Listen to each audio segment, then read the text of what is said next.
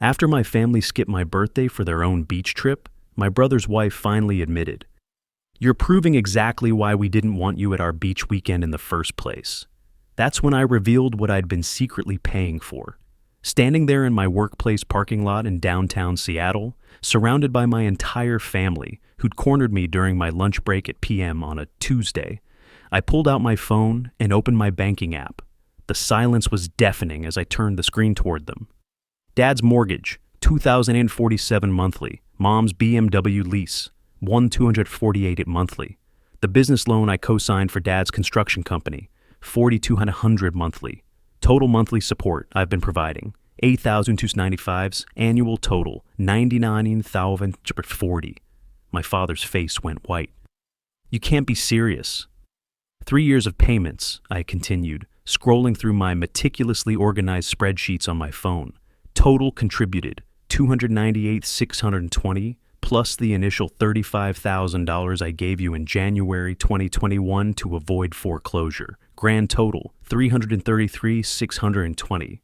My brother's wife, Sarah, who had just moments ago called me petty and vindictive, suddenly looked like she might vomit. My brother Mark stood frozen beside her, finally understanding the scope of what was happening. Let me explain how I got here. I'm a 32-year-old senior systems analyst making $127,000 annually at Microsoft's Redmond campus. I've always been the responsible one, the problem solver, the family member everyone could count on, financially speaking. What they didn't know was that I'd been documenting everything from day one, using a detailed Excel tracking system I'd created specifically for this purpose. When Dad's construction business nearly collapsed 3 years ago in March 2021, I stepped in with the business loan co-signing. First National Bank required a guarantor with excellent credit and stable income. That was me. The monthly payment was supposed to be temporary, just until Dad got back on his feet. His business, Parker Construction LLC, had been appraised at $180,000 in assets, but carried $245,000 in debt. The $85,000 loan I guaranteed was supposed to bridge the gap and keep him operational. Mom's real estate career had been struggling since 2020, and she convinced Dad they needed to project success to attract clients. Hence the $847,000 house they had purchased in Bellevue with a $2,147 monthly mortgage payment, and the $75,000 BMW X5 with $1,248 monthly lease payments. When their combined income of roughly $78,000 annually couldn't cover these expenses, guess who got the desperate phone calls? I'd started small in April 2021, just covering the mortgage for what they said would be 2 months. Then the car payments when Mom claimed she needed reliable transportation for client meetings. Then the business loan payments when Dad's cash flow problems persisted through the summer. What was supposed to be temporary assistance had become permanent financial life support, and they'd grown so accustomed to it that they'd forgotten I was even involved. The beach house birthday disaster had been the wake-up call I needed. 3 weeks ago, I'd spent $850 on a rental house in Cannon Beach, Oregon, plus another $400 on groceries and decorations, only to sit alone for 3 days while they enjoyed their own family gathering at Lincoln City, just 2 hours south. That's when I realized I wasn't family to them. I was an ATM they'd grown tired of acknowledging. After discovering their alternative beach trip through Mark's Instagram posts on Sunday evening, I'd implemented what I called my financial documentation protocol. I spent the following week creating comprehensive spreadsheets tracking every payment, every phone call, every excuse they'd made over the past 3 years. I photographed bank statements, printed email chains, and created a timeline that would make any forensic accountant proud. My first call was to Jennifer Martinez, a financial advisor in downtown Seattle, who specialized in family financial disputes. Her consultation fee was $300, but her advice was invaluable.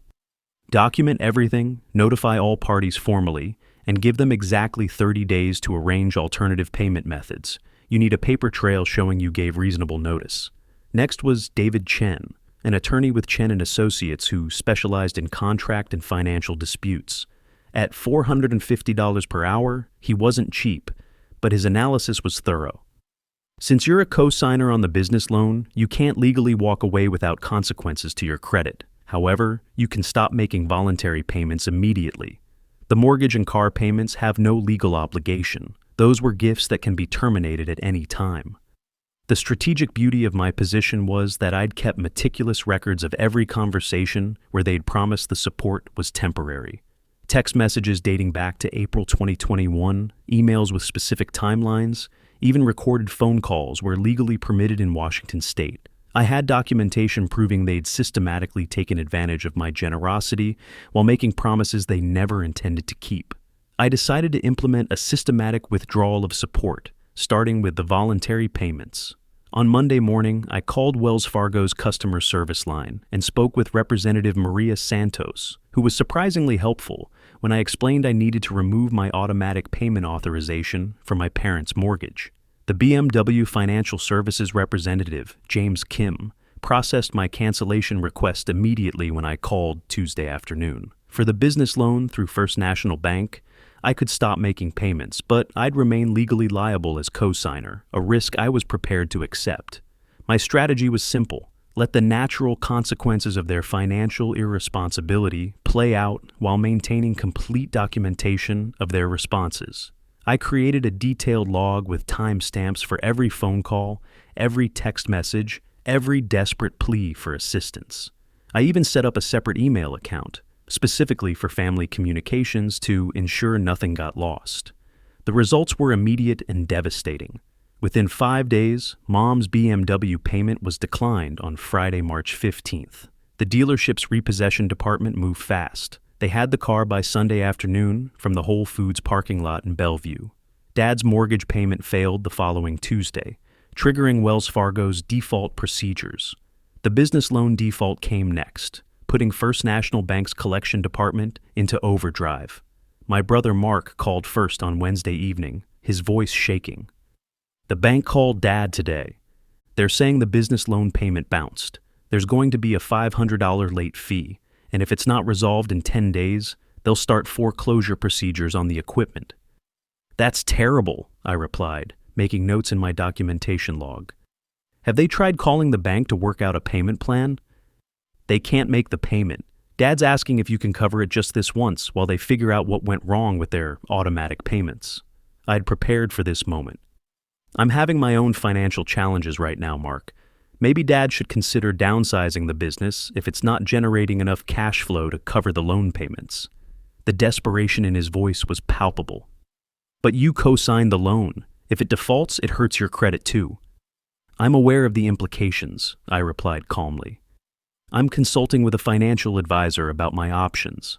Mom's call came Thursday morning, tears evident in her voice. The car is gone. They just took it from the grocery store parking lot yesterday. I have 3 showings this week and no way to get there. The dealership says we owe $8,400 in missed payments plus fees. Have you considered getting a more affordable car? I suggested. Maybe something in the $300 to $400 monthly payment range that fits your actual budget? We can't qualify for financing with the missed payments showing on our credit report, she sobbed. And I need a nice car for my real estate work. Clients expect it when they're looking at million-dollar homes. The beautiful irony wasn't lost on me. They'd rejected my generous birthday celebration because Sarah thought I was showing off with expensive tastes. Yet Mom insisted she needed a $75,000 BMW to maintain her professional image. Dad's call came Friday evening, and it was the most interesting.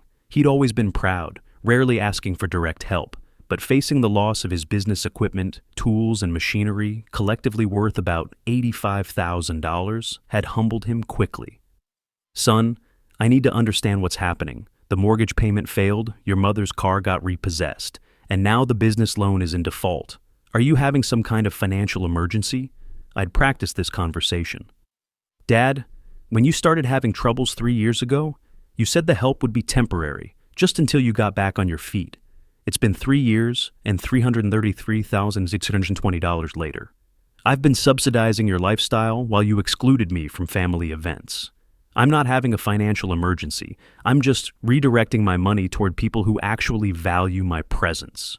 The silence lasted nearly 30 seconds. Are you talking about the beach thing? That was Sarah's idea. She thought your rental was too expensive and wanted to do something more modest. So modest that no one thought to invite me? So modest that you all had a wonderful family weekend while I sat alone in a house I'd rented specifically for everyone. He couldn't answer that. Sarah had been the driving force behind my exclusion, but my family had enabled her. When she suggested I was showing off with a $1,850 beach house rental, they'd agreed to skip my birthday entirely, rather than tell her she was out of line. The same people who needed me to cover $8,295 in monthly expenses thought I was being too extravagant. My documentation process intensified as their desperation grew over the following 2 weeks. I recorded every conversation when legally permitted under Washington's one-party consent law, photographed every text message, and maintained detailed spreadsheets tracking their escalating financial crisis. My attorney, David Chen, had advised me to keep comprehensive records in case they tried to claim I'd made verbal commitments or promises beyond what was documented. Within 2 weeks of stopping payments, the consequences compounded rapidly. Wells Fargo initiated foreclosure proceedings on their Bellevue house on March 28th. Dad's construction equipment was seized by First National Bank on April 2nd. Mom's real estate license became effectively worthless without reliable transportation, and with her credit score plummeting due to the multiple defaults showing on her record. The family intervention at my workplace was their final desperate attempt to restore their financial safety net. They had somehow discovered where I worked, probably through my LinkedIn profile, and showed up at Microsoft's Redmond campus during my lunch break. Security had called me to the parking lot where my parents Mark, Sarah, and even my sister Lisa had assembled for what they called an emergency family meeting. But Sarah's admission that I was proving exactly why they didn't want me at their beach weekend had perfectly illustrated their mindset. I wasn't a family member to them. I was a financial inconvenience they had grown tired of acknowledging. My response was swift and final. I walked back into my office building and immediately blocked all their phone numbers on my iPhone. Any future communication would go through my attorney, David Chen, who charged $450 per hour to read their increasingly frantic emails. The business consequences were severe and immediate. Dad's construction company, Parker Construction LLC, dissolved within 3 weeks of the equipment seizure. Without the tools and machinery that had been seized as loan collateral, he couldn't fulfill existing contracts with 3 homeowners in the East Side area. The resulting lawsuits from incomplete projects destroyed what remained of his professional reputation in the local construction industry. Mom's real estate career ended abruptly by mid-April. Without a car for showings and with her credit destroyed, she couldn't maintain her license requirements with the Washington State Department of Licensing. Her broker, Coldwell Banker Bain, terminated her affiliation on April 18th due to the professional image issues and inability to transport clients. My brother Mark, who had worked as a project manager for Dad's construction company, found himself unemployed overnight when the business dissolved. His wife Sarah, who had worked part-time as a bookkeeper for the family business, lost her income as well. Neither had savings because they'd been living paycheck to paycheck, while assuming my financial support of the older generation would continue indefinitely. My sister Lisa avoided the immediate impact since she worked as a nurse at Swedish Medical Center. But she lost her support network when my parents had to move in with Mark and Sarah temporarily.